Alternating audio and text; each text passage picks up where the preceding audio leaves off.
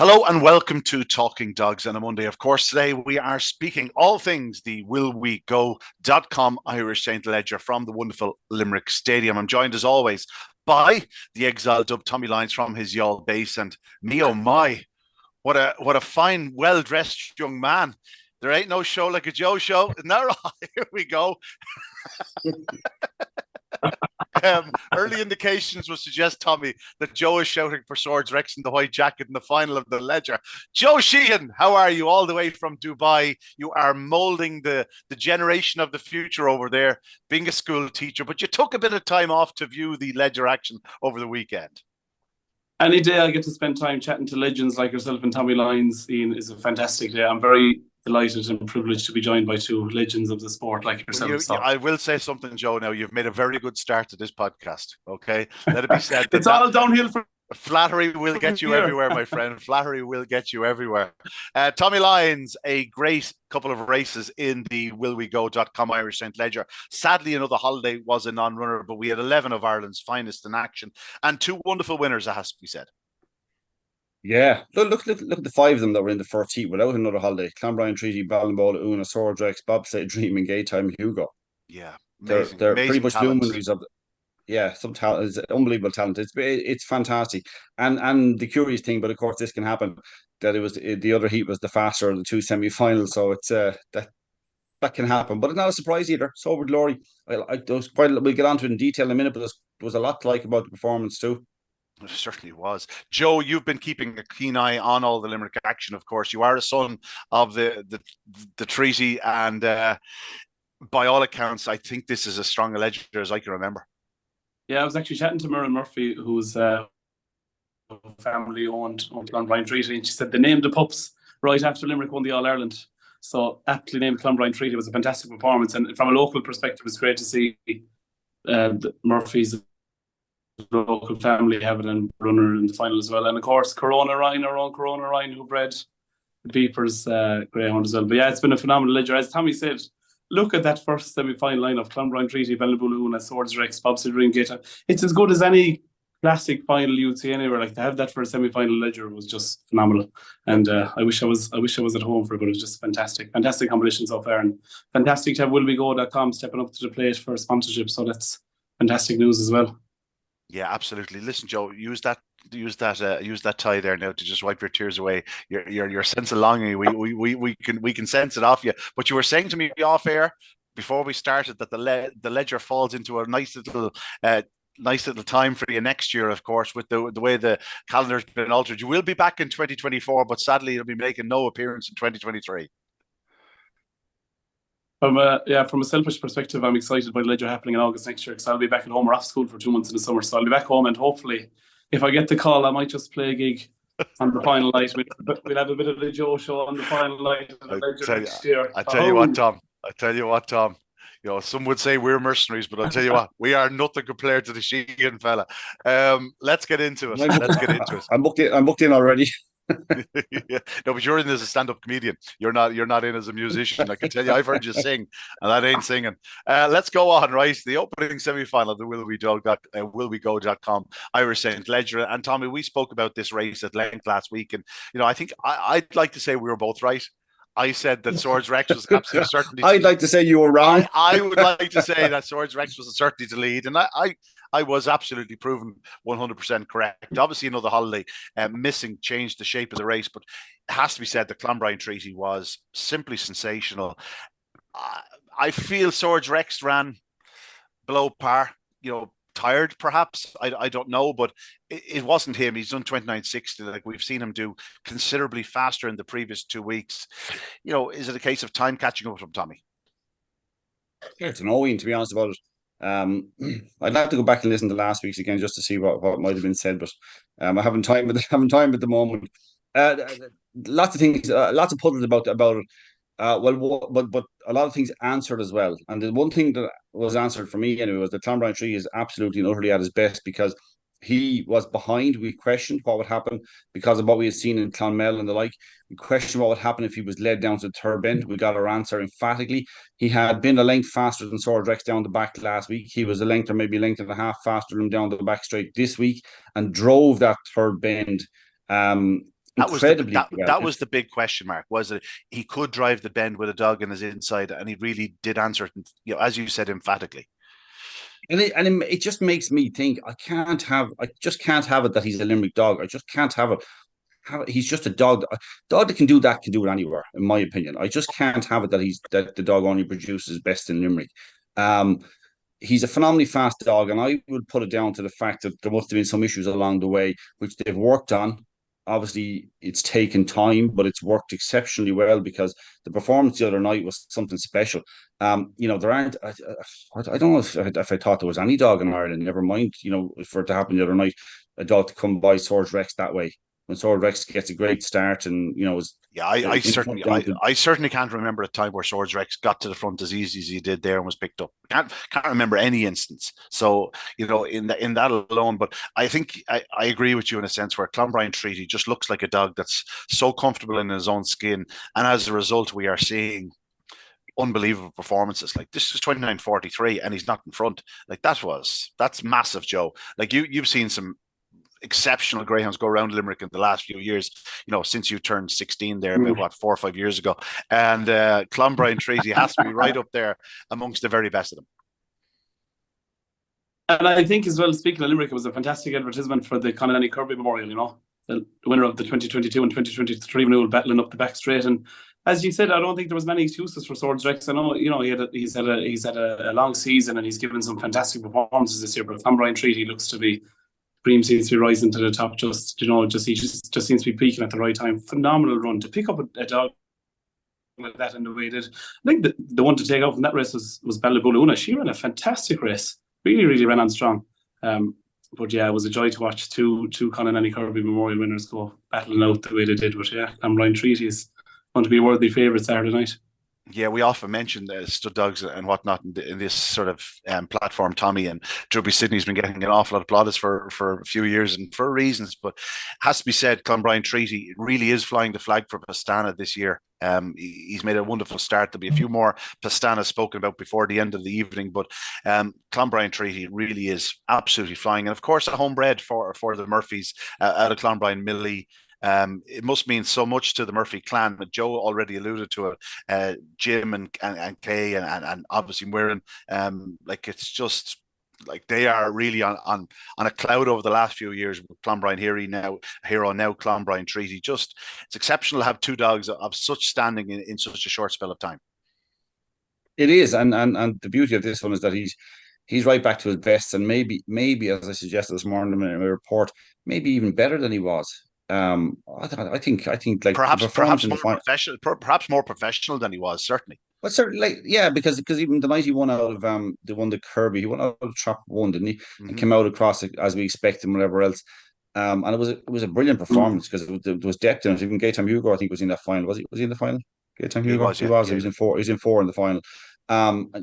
We're even forgetting that we had the reigning champ Bobsleigh Dream in there because she didn't actually figure in the race really and truly in a competitive sense. She just missed the kick completely and struggled to get involved, and yet was only flying home beating the length to qualify for the final again. I think this was a savage performance because we bigged it up.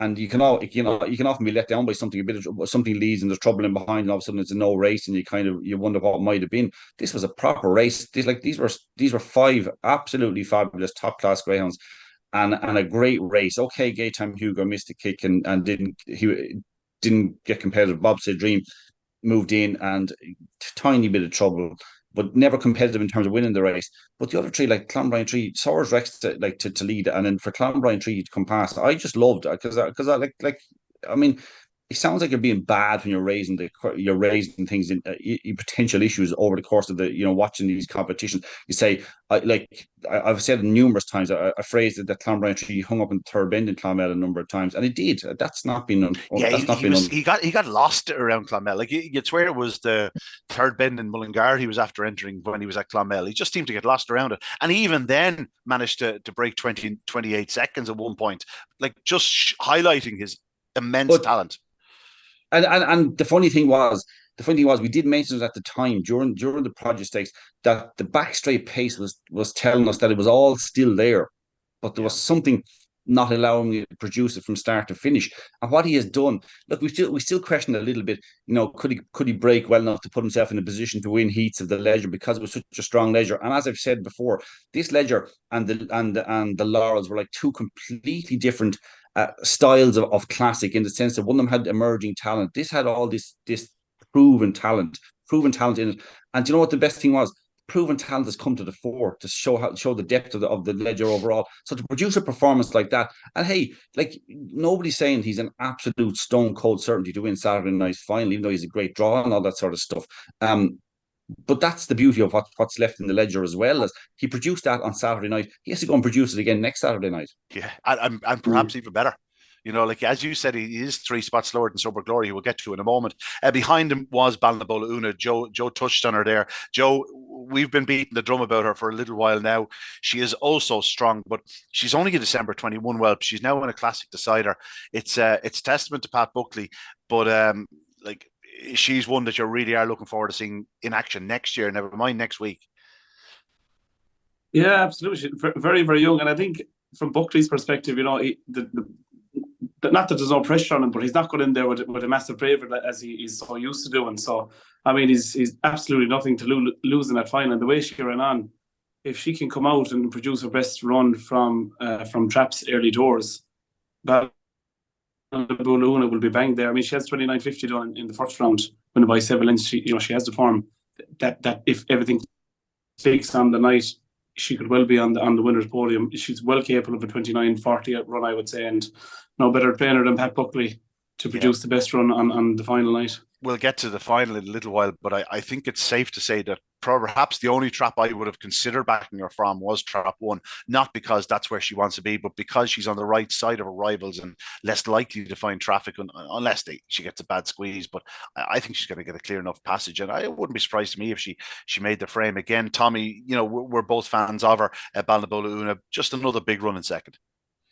Yeah, it was a cracking run. There was a couple of things about it I liked. I liked how close she was, and you might look at it and go, well, she's 3 or 4 lengths off Swords Rex and Clonmel Treaty, but being 3 lengths off them is actually quite a good start for a bitch who was not renowned to being a starter.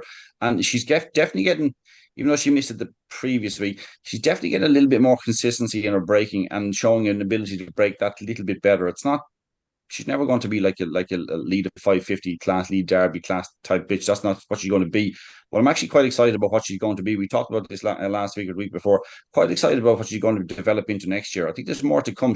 Like I say, she might not develop that early pace, but I think she's showing that she's stepping forward and can be the type of bitch that can turn close enough to have a real say in the very, very top 550 races. Like, I mean, she's finishing second in a race that we're saying is as good as 550 has been run this year. So, I mean, I'm not revealing anything new by saying it, but I actually think there's actually a good bit more to come from her. Yeah, she could go down the 575 600 yard route. Like, she could go the bobsleigh dream type of route. Like, who'd be surprised if she turned up at the Shelbourne 600 or the Cesarewitch or something like that? She's that strong. That's a good and obvious.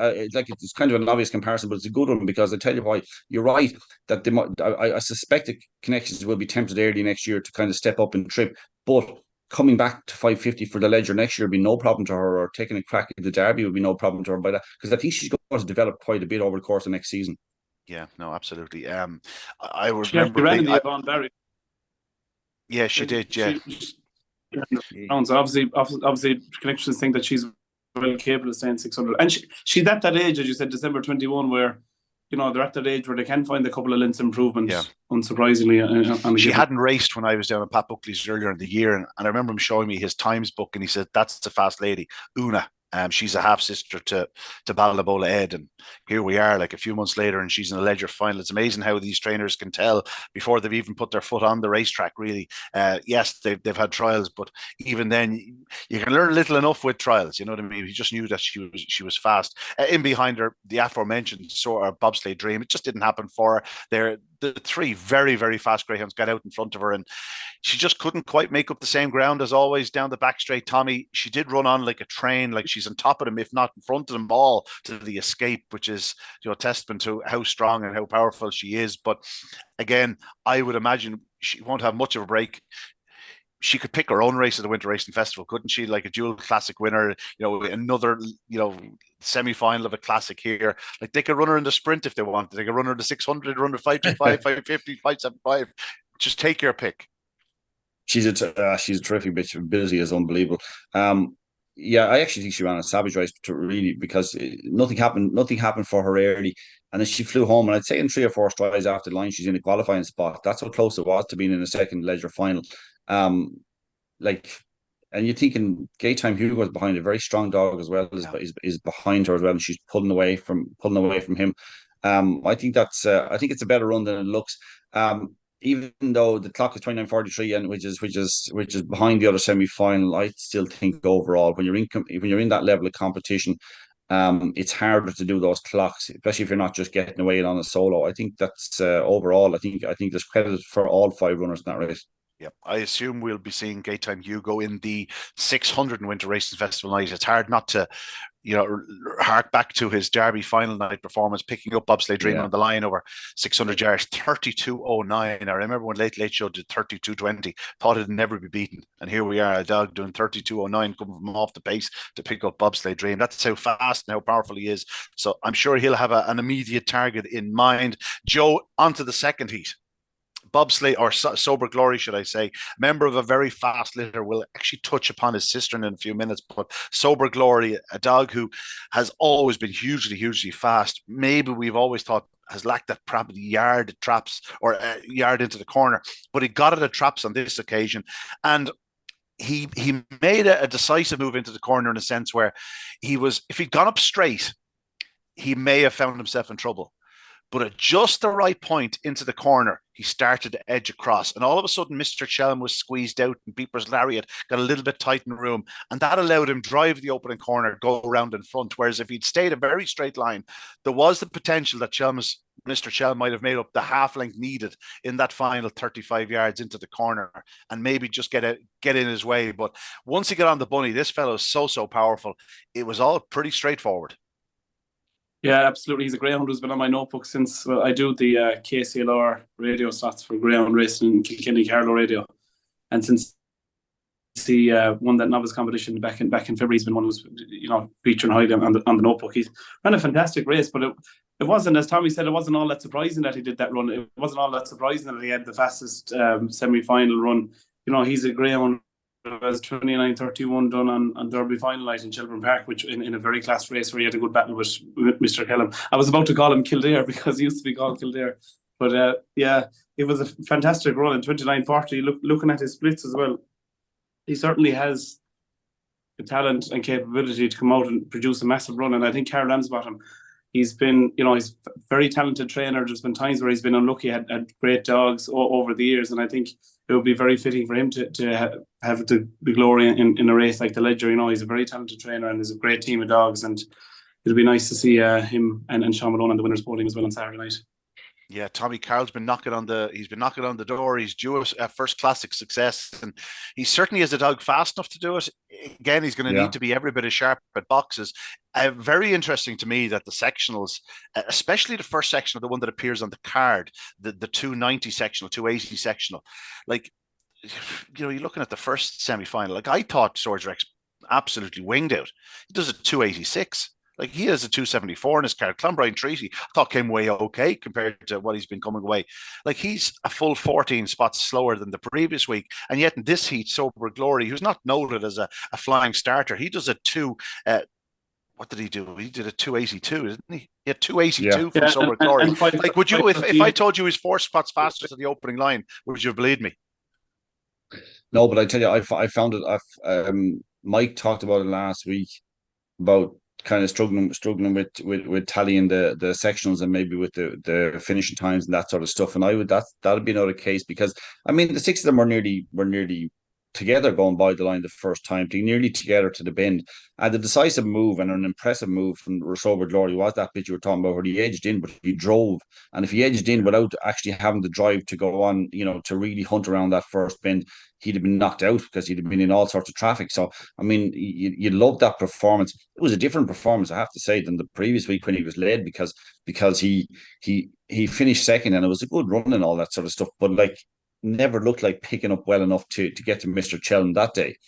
This time he drove around in front of Mr. Chelm, and actually that was the end of it, because he when he had a bit of daylight, God, it was actually good to see, because it gives you an indication what he might even be able to do in the final. I'm not ruling him out by any means, even though the obvious ones are Swords Rex and Clonbrien Treaty.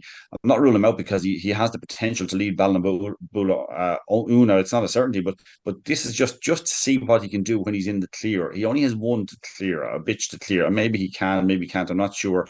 He's probably not going to be my selection. I'm not going to fall down if he wins it, because I can tell you, if he did happen to, if she missed it completely, Ballinabulla, this could be some race for Sober Glory to get a run at. Yes, he's going to struggle to lead Swords Rex and Clonbrien Treaty, but he's definitely not out of this finally, because talent wise, ability wise, he has it, and it looks like he's peaking at the right time. Yeah, he is. Like he is a 600-yard greyhound that's performing very well over 550 yards. Like this fella, he'd do an immense 600-yard run. You know, could you just imagine him over 600 yards? He'd be unbelievable, much like his brother Ryhope Beach and his sister Blackstone Lacey. But Sober Glory on the bunny. He goes on to win by 8 lengths. Now there was traffic on the opening corner. It saw Trinity Junior and Music Glideaway losing their chance. I thought Music Glideaway came away well. Thought he was in a lovely position going into the opening corner, but just didn't. Like you said, Tommy, Sober Glory drives the corner. I'm not sure Music Glideaway did. I think on the outside where he was, I think he sort of realised that there was a bit of traffic coming, and he certainly didn't do anything to evade it. Trinity Junior and himself and Churchtown Sid found a bit of bother, and all of a sudden it was Beeper's Lariat left second. Mr. Chelm shows great pace down the back straight and takes up second spot between the last 2 bends. But listen, Sober Glory was gone. There's no question Mr. Chelm can go considerably faster. We know just how talented he is. I'm not too worried about a trap 5 draw from considering Beeper's Lariat and Swords Rex on his inside. I think both of them won't be edging out by any stretch of the imagination. If anything, they're going to be edging in.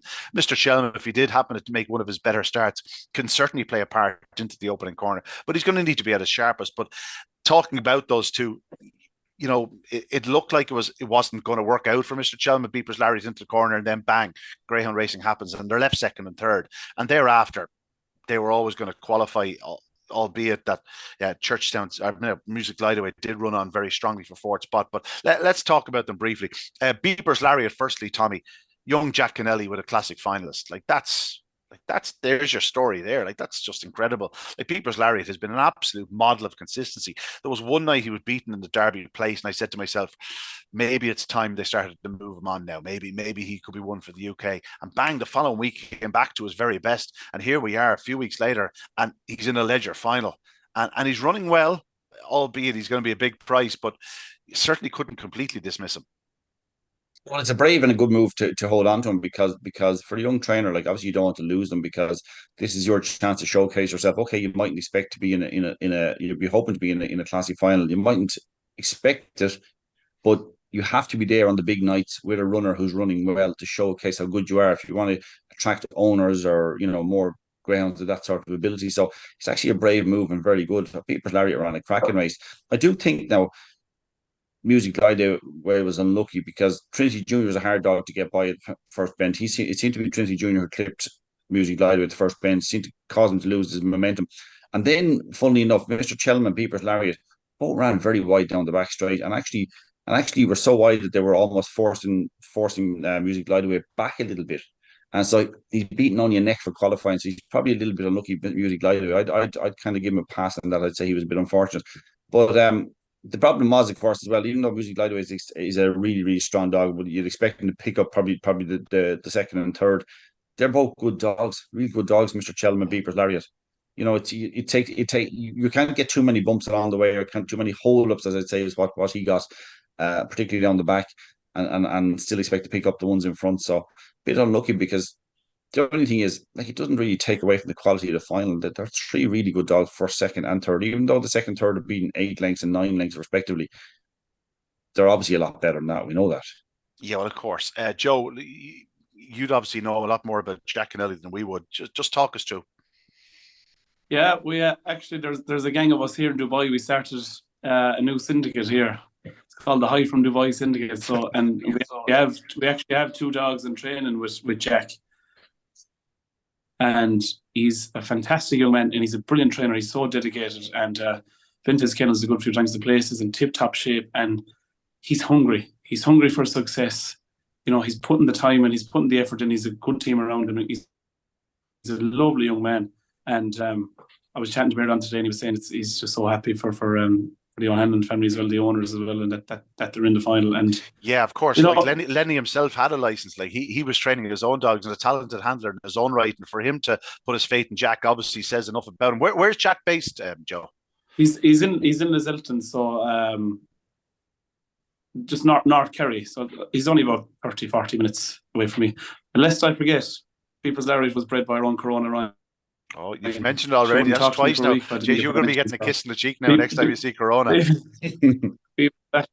She's flying it with the breeding, so she was away for a week with the crack on the cross, the crack on the Costa with Jimmy Buckley and co. So that's where her success at the breeding. So she went over there to celebrate. But no, it's great. And look, for a young trainer coming up, I think Jack is a role model for any young person in the game. He's only about 23, former Kerry footballer, fantastic young trainer, and it would be absolutely amazing. As you said, Ian, quite rightly, there's your story right there. You know, having a first ledger finalist, and he won around at the English Derby. He is, you know, he has the splits, he has the talent, and it wouldn't surprise me if he puts it all together.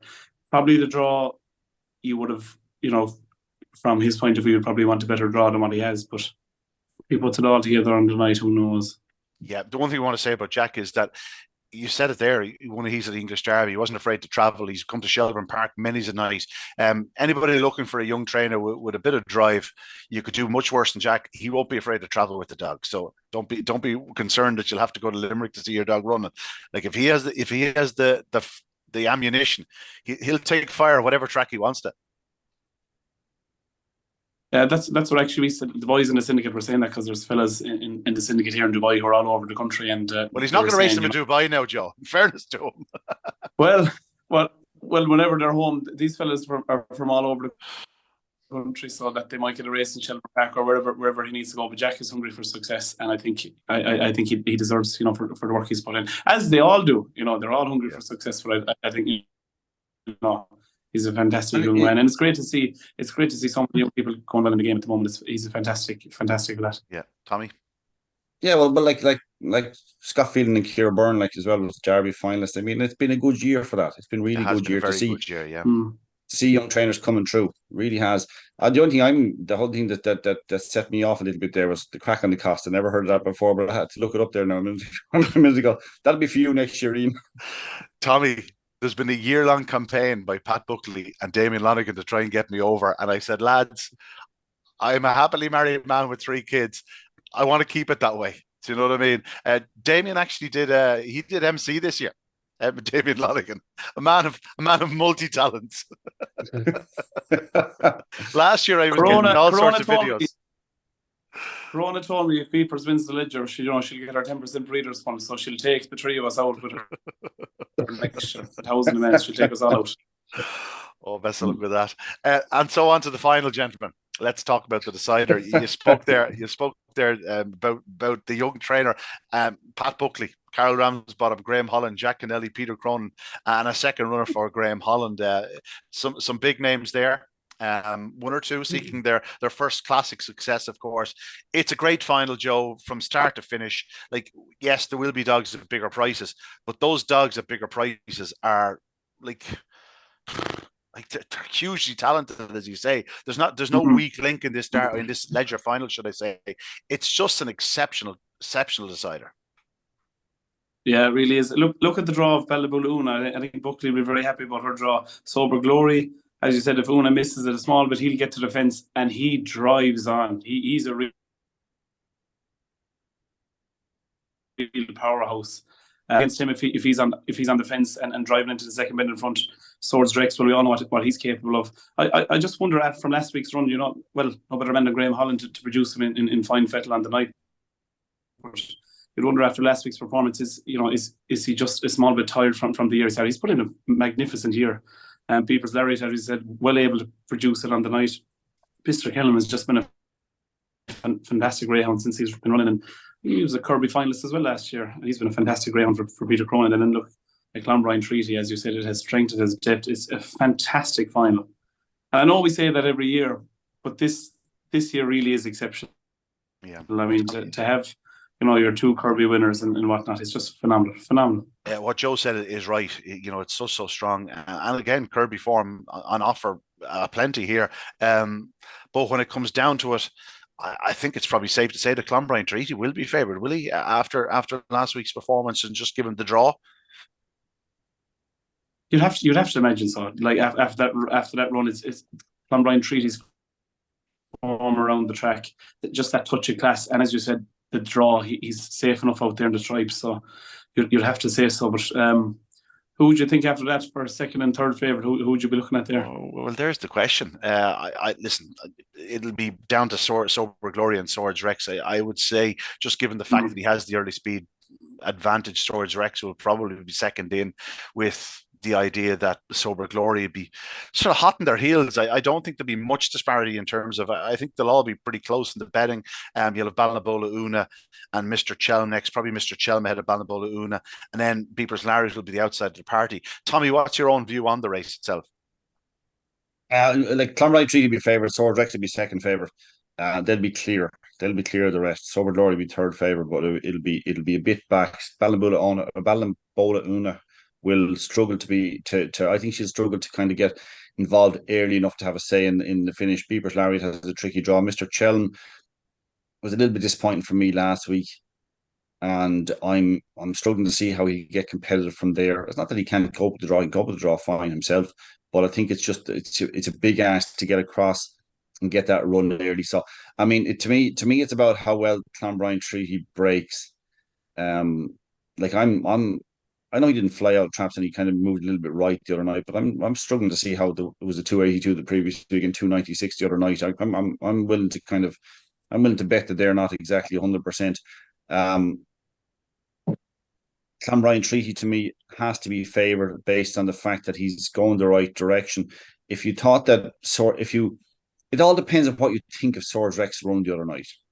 Yeah, it depends on what you make of it. Do you say, okay, he's a July 20 dog. He's the joint oldest in it along with Mr. Chelm. He's been around the block a few times. He's been fantastic as a Greyhound, but he was a star of the early part of this competition, and he got beaten the other night because he was tired. Do you think that? Or do you think it was just one of those things? Like, if you're somebody who's punting or betting or trying to find a solution to a race like this, you have to kind of say, you have to take it seriously and go, but he was in front and had a solo effectively to the third bend, and he wasn't able to hold off Clonmel Treaty. Now, I agree with you. You said earlier on, Ian, that wasn't him at his very, very best, and I have to say I agree with that. It wasn't Swords Rex's best. It wasn't best performance in this competition. It wasn't best performance in his career by quite some margin.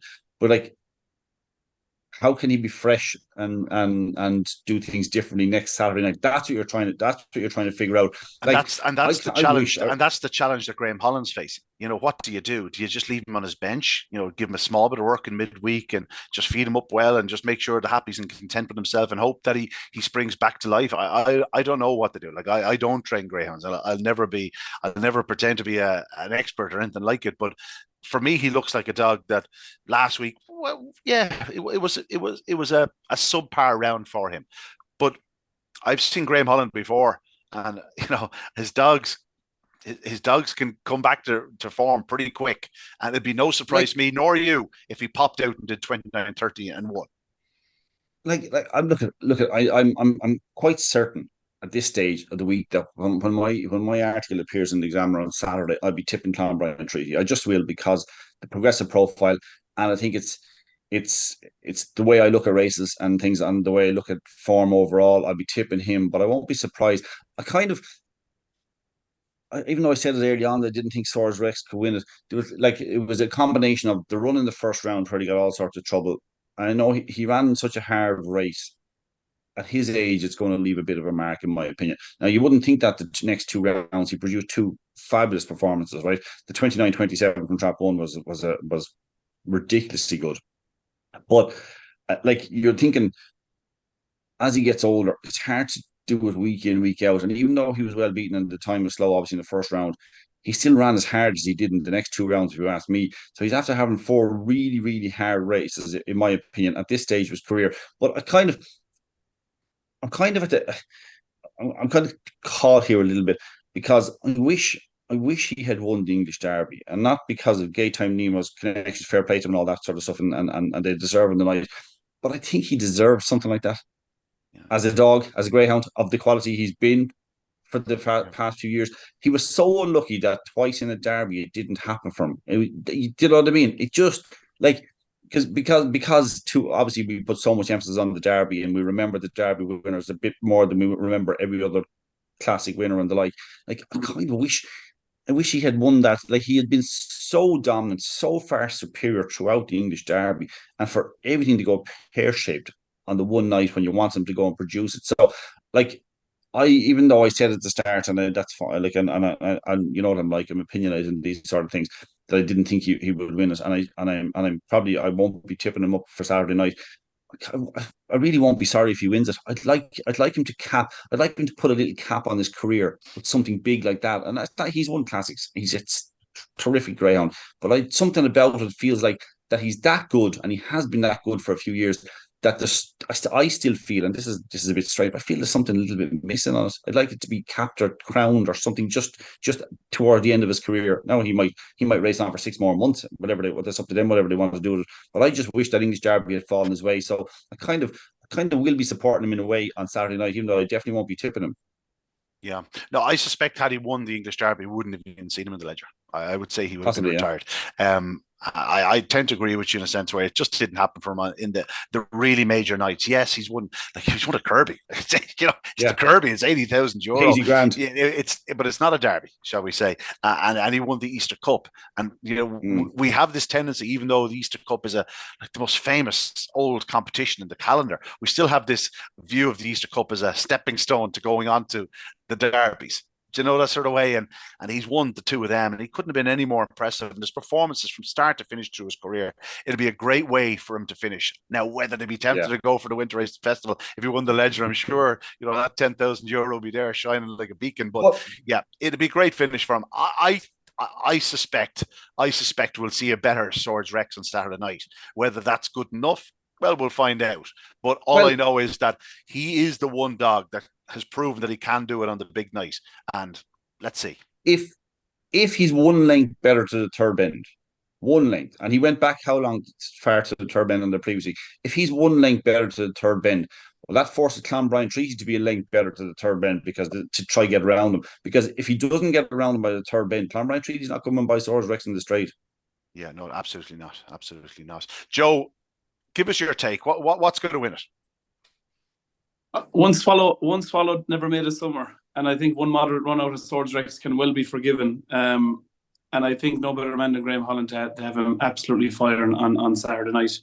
To the third bend, he's done 17.05 and 17.10. Interestingly, compare that to Clonmel Treaty in the quarterfinal at 17.04. So from the splits to the third bend, they're fairly evenly matched on their finest form. But I mean, cross off last week's run, the 29-27 run came within a length of smashing the track record.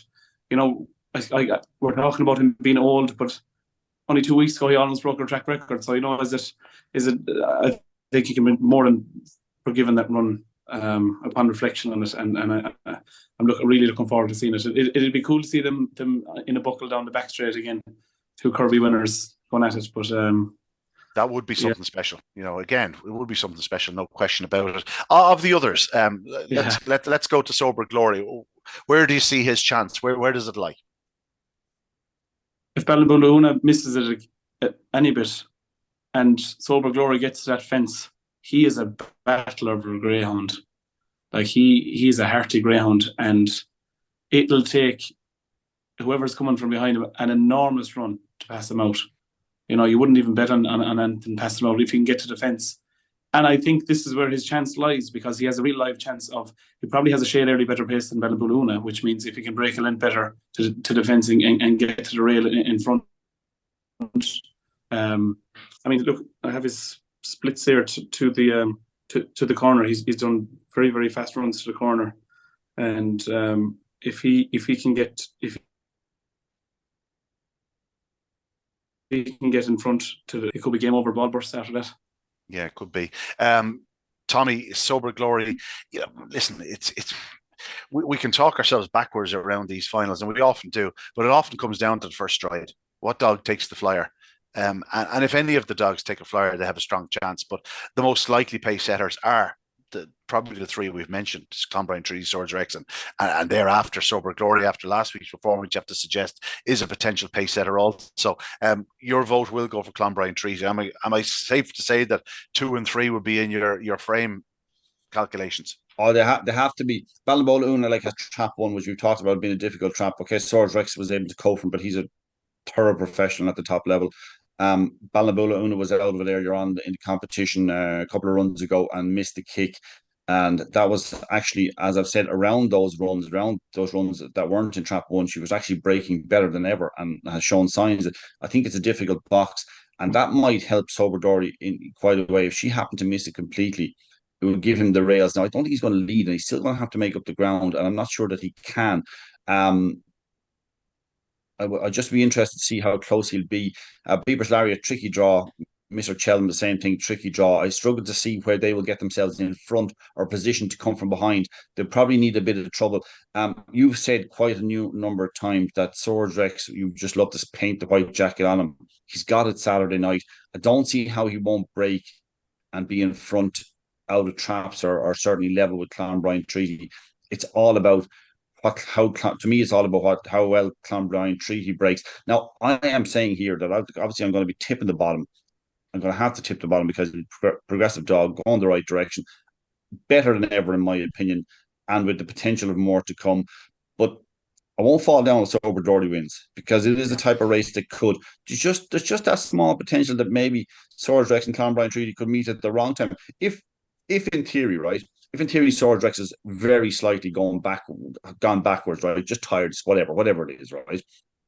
And actually, just a point that Joe made about, we're saying he's getting old and tired, but we're not saying he's lost his ability, but it's just harder to recover the older you get. So when you do a 29-27 run, hence the reason it can lead. He follows it with 29-35. Don't even go down that road. Wherever you're going, stay where you are. Anyway, so it's just can he produce it again? And if he does, he's a star anyway. It doesn't matter. He's a star of a Greyhound and has been for quite some time. I mean, even that performance in the final of the Laurels from Trap 6 to be beaten nothing in a really hot Laurels final last year. I mean, when again everything went wrong from he seemed to be not himself even in that competition. Still got to a final and was desperately unlucky on the final. So he's like, it's funny that he's won a couple of classics and I'm talking him down as not having got what he deserved. So I would actually love to see him win it, but I do think that Clonbrine Treaty is the dog going the right way. There is a small bit of potential that if they met at the first bend rather than where they met the other day, where Clonbrine Treaty had the momentum and was driving to the third bend, if they bump at the first bend or something, then all of a sudden it opens it up for a dog like Sober Glory who could gallop like Malbrandy. Hey, you remembered his name. Well done. Yes. So you're going 6-2-3 or 6-3-2? Oh, 6-3-2. Joe? I am going to go with Sober Glory. I think he might just get that nod to defence. I know it might be a bit controversial. He did 5:38 last week, and I'm going to go with him to get to defence and Clonbrine Treaty and Swords Rex. I think Ballinbola Una will be running on strong as well. So I'll go Sober Glory 2-6-3. 2-6-3. Okay. Do I have to give an opinion? Why? I'll end up tipping Clonbrine Treaty. Yeah, I think I probably will. No surprises there. Fortune goes for a favour again. No surprises. No, but yeah, I again, it's one of those finals, and they're all the same. Where you'd like to see the first 3 strides and see how it goes. But yeah, I'll go for Clonbrine Treaty. Just I'm not one to hark too much on the previous display. I'll take a sort of body of work into account, but just on the last performance, it's very hard to oppose him. Like, he didn't flash out, and yet he still had the early speed, and the back straight pace was there to pick up Swords Rex. And until you see Swords Rex back to himself, it's sort of hard to sort of really go with him in any real confidence. But at the same time, I agree with everything you've said, Tommy. It'd be no surprise to me if he popped out into 29-30 and landed another classic. Sober Glory, again, I'd love to see Carl winning. Sean Malone is an absolute die-hard sort of Greyhound man as well. It'd be great to see them winning, but the same could be said for each and every set of connections. Like, they're all proper doggery people, and it means so much to them to be even there, never mind win it. So the very best of luck to all involved. Just want to touch on the final race at Limerick on Saturday night. Blackstone Lacey, Tommy, we spoke about her a few weeks ago. She's the sister to Sober Glory at Rye-Hope Beach. She won in 29.57 the other evening, coming from off the pace in a 5.50. If she was mine, there's only one target. You try and get her into the 750 or the 850, even though she hasn't run over sixpence in the past on the Winter Racing Festival, because she's going to be a star over sixpence. Oh, I'd love to see her in the 850. I think she galloped forever. She actually broke well the other night in the whole lot, but I'd love to see her over 850. Though she doesn't need to go that far now. Let's be honest. She doesn't need to show her ability, because it's a big run regardless, and she's probably 4 or 5 lengths down at halfway and winning by a couple of lengths. It's a huge run. And Silent Grande, the runner up, is a fair dog. We've seen in Shelbourne Park, and it's a good performance.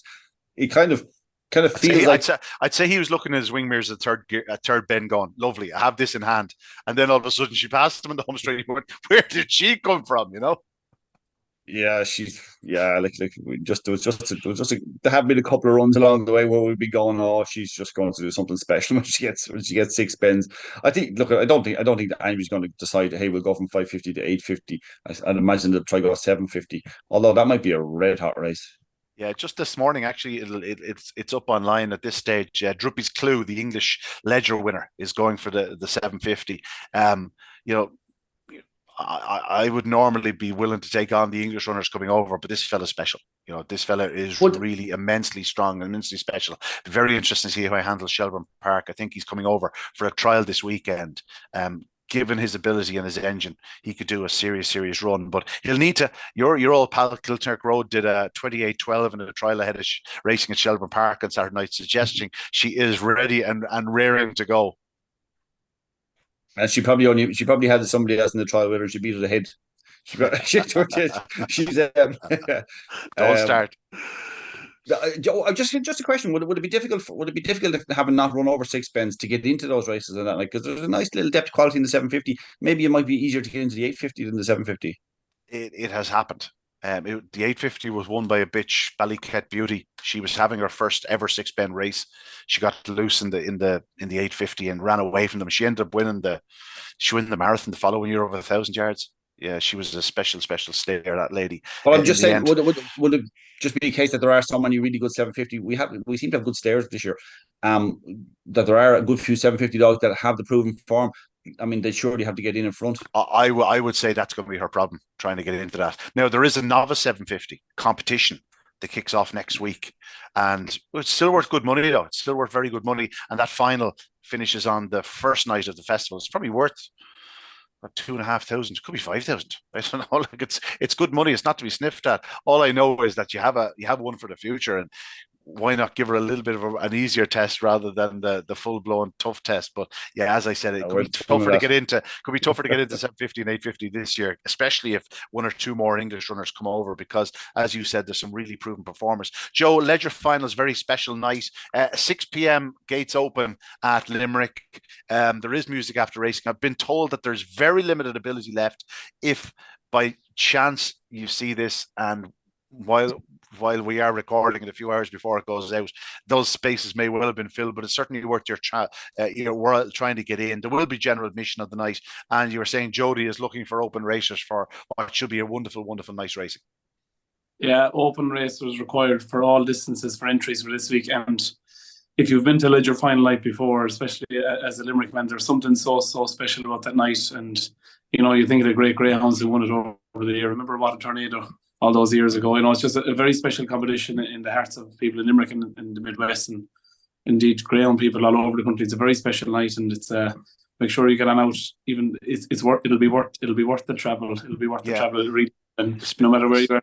speaking of which, it is on Racing Post Greyhound Television, but we do urge people to make it onto track, Tommy. There's nothing like being at a local track, on the big night of the year, and Limerick really do come out in force. It's one of the first nights of the real winter festa or the Christmas festival time, so there should be a huge crowd available. It should be a great night's racing. So if you can get to the track, it's a far better option than watching it on TV. Oh, there's no comparison. It's great. Look, it's great to have it on TV, and for those people who definitely can't, but geez, get out and sample the atmosphere. And you know what? Apart from just the racing, there's a huge amount of effort put into in these tracks for not just for big nights, but in general, the amount of effort that goes in, behind the scenes. And you know what?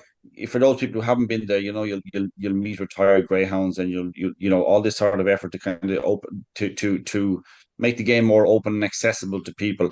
It's been done for quite some time now. So get down to track and actually sample and see what it's like. It's different than you'll think. It's a lot better too. Yeah, absolutely. A few more things we just want to quickly touch on. You mentioned Tommy, Scott Phelan and Ciara Byrne earlier on. Well, they went very close on Friday night in the Gold Collar at Shelbourne Park. They were chinned on the line by Fernandez. Congratulations to the Matthews family. Their kennel is really purring at present, the Matthews. They've produced some really nice pups in recent times. Their other pup, Merit's Inclusion, was beaten by Arden Asul Raz in an unraced stake at Shelbourne Park on Friday night, on Thursday night. He looks a proper young greyhound, Arden Asul Raz, but so too is Merit's Inclusion. There was 2,500 plus at Shelbourne Park on Thursday night for the student night. Huge atmosphere, and again, the pups were. They looked a bit shook by it all. They'll have learned an awful lot from it, but it's testament to the likes of Arden Asul Raz and Merit's Inclusion to run as well as they did in the circumstances. On Friday night, the Galway Oaks continued. Tommy, I don't know about yourself, but God, it's just wonderful to see Galway having a really top competition. It's a fabulous track. If you actually look at the video, it's just the most beautiful sort of racing surface, and it just, whatever the contours, the makeup of the track, it's just made for top class racing. And there was two fine performances. We saw Droopy's Mandolin confirming her standing as one of Ireland's very best in the opening heat, winning in 28.50. She did 28.49 in the opening round, so a model of consistency and a role model. Of course, the Laurel's third won the other heat, flashed out of the traps as she always does, and she didn't get challenged on the corner. So even though she's running middle of the path, she got to lead all the way around. Cracking competition down at Galway. Burgess Ann actually ran a cracking race in defeat. It was behind role model. That was a huge run. A little bit of bias here with Sheila Span and JJ Fenley, obviously, but like role model ran a cracking race in the Laurels final. This is a good heat, like with Burgess Ann and sing along Dolly in third. The first one, the Droopy's Mandolin, is just such a professional, isn't she? Yeah, she's. And actually, I think what you say is right as well. Like, I think Raham Mofo brought it back to just seemed to, in this competition last year, just she was causing such a stir with the performance she's producing that it kind of just gave a little bit of focus on Galway, much needed focus on Galway. And actually, I thought the track came across fantastically well last year, and and I would encourage you to go back and try watch the Oaks again this year. And actually, I'm getting the same impression. It looks like a really good track. I haven't been there since, I'd say, the 80s. I'd say it was after the Galway races some night, going from the Galway races to the track. I literally haven't been there since the 80s. I have to find a way now during the Galway race week next year to go greyhound racing as well. Yeah, we used to go down for the Grand Prix towards the end of the year. It was a great competition. Yeah. Joe, Galway wouldn't be too far from yourself, would it? Yeah, I know Galway quite well. I actually played music for their Christmas party last year. You know what it is? It's a wonderful track. Even the element of it as well, fantastic, and they're fantastic greyhound people in Galway. Just real sound people. I always love a trip to Galway, and that was a really nice performance by Droopy's Mandolin. Fair play to the Dobbses. I'm delighted for them that they're putting a lot of money into the game. They're buying really good breeding. And look at Droopy's Curio. What a litter! Droopy's Flight Line, and now Droopy's Mandolin producing a run like that. And Pat Dobbs is actually out my neck of the woods. He's in riding horses out here in Dubai, so it's great for the Dubai based greyhound people. But he's almost making as much money as you are out of your Nixers and whatnot, I wish. If I had your money in, I'd burn my own, as I say. Yeah, absolutely. Yeah. Let's get on to Shelbourne Park on Saturday night. A few very, very fine performances on the undercard, never mind in the IGOBF National Puppy Stake. Just want to mention Ballinakillalf again, brilliant over the 5-2 or over the 350-yard trip. He'll go straight to the sprint now at the Winter Racing Festival, you would assume. A return to form of Ballymacfin, Tommy. This was emphatic by the 2022 Derby runner-up. Wonderful to see him back. I didn't think we'd ever see it. I thought perhaps maybe his goose was cooked, but this was him at his very best the other night. This is great to see, and great for the Dowlings, and great patience and work with the Greyhound, because he was the savage Greyhound last year. Like, I mean, he was quite inexperienced, wasn't he? Wasn't he in the Derby final? Yeah, he was. He was the Derby runner-up, and sure, he was only what was he, a September or something? No, was he in November? Is he in November? He was young enough anyway. Yeah, he's November whelp, yeah. Yeah, he was going to be one of the youngest Derby winners if had he won it. Like, he was like, look at him since April. Like, he's had very little racing, and to get him back to that level, that performed a 2-second sectional and flying out, and it was just great to see it. Great perseverance, and great sign of the constitution of the dog that he can come back to that level. Absolutely. Other ones I want to mention: Jack Tavern Bolt, having won 9 on a bounce, he was beaten in the Laurels Decider. He's now after making a 10 from 11. Tommy, we know how good he is. We saw him down in Curraheen, and this was his Shelbourne Park debut. He's had a few trials there recently, but this was his Shelbourne Park debut, and 28.45 on the bunny. That'll do. Off to the 5.25 at the festival. Yeah, look at smashing dog, and what did he beat on Saturday night? Rathdown Molly, our pal, Ballymac-Marino, Dale Road Duke, some really quality performers. Like himself and Rathdown Molly went to the bend together, neck and neck, a little bit of a bump between them as Jack Tavern Bolt went slightly off the bend, but like a fabulous quality. Ballymac-Marino and all for, like, look at the quality of that race. Dale Road Duke, we've been talking him up for quite some while. Ballymac-Marino from an early stages in Tralee earlier in the year. Rathdown Molly was a Gold Cup runner-up, and she won the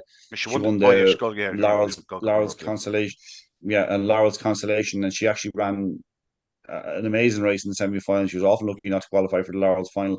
So I mean, the overall quality of that was there. And actually, also you have to point out that the SPs were very good as well. Yeah, absolutely.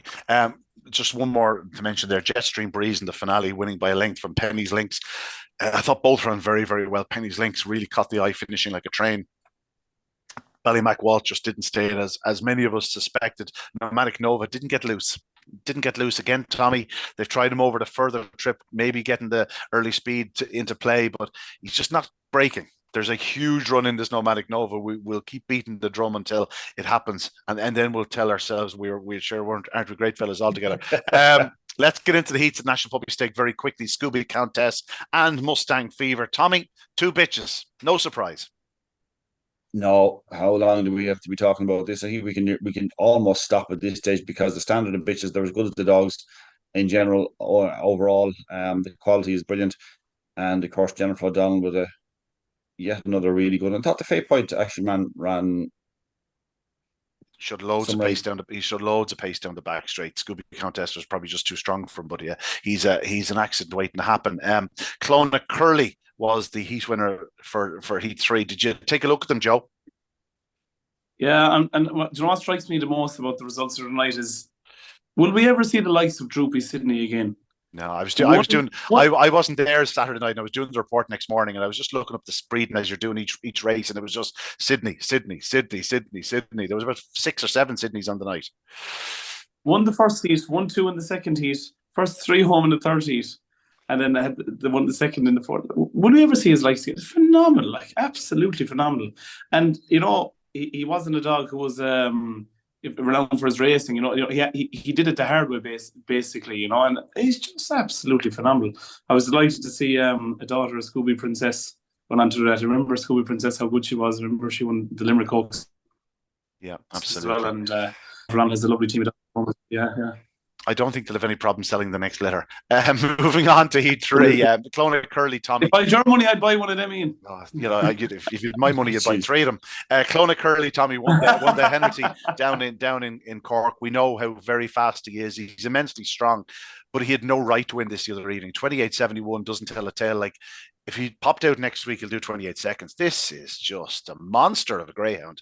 Whether he has early speed in this sort of over 5.25, but I'll tell you something, he has some engine. He didn't just get bumped at the first bend. He got badly held up all the way around to the second bend. He's about 6 or 7 lengths down. By the time he moved into second place, he still has 5 to 6 lengths to make up. He's not entitled to win at all. Like, you'd love to give a dog like that about 10 spots quicker out of the traps, wouldn't you? And see what he might do.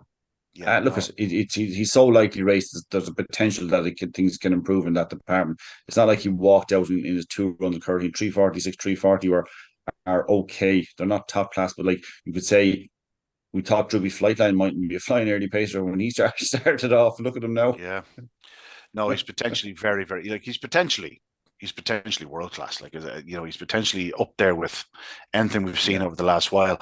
And then the final heat, YI Bonnie Lad, early speed wins the races. Can't beat being out in front, Joe. Yeah, early pace. Wins the reins on the bounce on Rob Gleeson. He's a lovely team of dogs at the moment as well. And yeah, no, it's nice. It's nice seeing all these pups in action and seeing where they're going to go from. But going back to the last one, Clonmel Curly, I think it's, you know, is early pace. I've often had this debate. Is it something that's just in them, or is it something that can be? Some find it. Some find it. Yeah, it's just he's probably in 5 to 5 yard company. Like, he will be a 550 yard dog, maybe even a bit further. But like, there's no question he'll sharpen up a bit. No question about that. I certainly wouldn't be ruling him out at any time soon. Last thing I want to just touch upon, Tommy, Fay Point Harvey. The video is not up there, but it is available on the Riverside Kennels. They put up an edited version of the contest. A dog knocked over in the final, but Fay Point Harvey was the one we were keen on last week. He came out on top of his brother. Just a really nice, progressive young greyhound. Don't think the track was flying at Clonmel the other evening. Probably a very cold night. Just 28.60 odd. Just certainly a greyhound to keep an eye on. Yeah, dog. We did talk about. We did like he was beaten by, I think, by Fay Point Sean one night, but I think that he'd had quite a bit of a break and tied up late. He's just another one. And just good to go back into something along the lines of talking about Nomadic Nova. Like, when we talked about the money that came for him for the Ledger. And like, you can't come out of Graham Hollands and attract support unless you're doing something that some of the renowned greyhounds that we know are, unless you're doing something more than there. So it's in Nomadic Nova, and it looks to me like the next generation of them aren't too bad either. They're coming through the next fold, coming through the Holland Kennels. They look okay. Yeah, I think they have a bit of firepower. I think that'll be I think that'll be a concern to all that they're not showing any signs of letting up. Joe, it's a pleasure as always. Go and show us your sign once again. Well, lads, it's like this. There's no show like the Joe Show. Yeah, and I'll truly agree with that. This time next year, if I get the nod, I'll be playing for Ledger Final Night 2024. This time we might even make an appearance for that. He'll be playing the crack on the Costa. Don't worry. Gentlemen, as always, thank you so much. We have so much to look forward to at the weekend coming, and of course the following weekend with the Winter Racing Festival. But for the moment, all eyes will be on the action from Limerick on Saturday night for the willwego.com Irish St. Ledger. A wonderful renewal of the final classic of the year. We really look forward to it. And well, no doubt we will be crowning a very worthwhile champion at Limerick on Saturday. But that's it from us on this Monday evening. We'll see you next time. Mike, thanks again to young Joe Sheahan of the Joe Show fame, of course, to the exiled dub Tommy Lyons. That's it from us. We'll see you next time. Good evening. Good luck. God bless.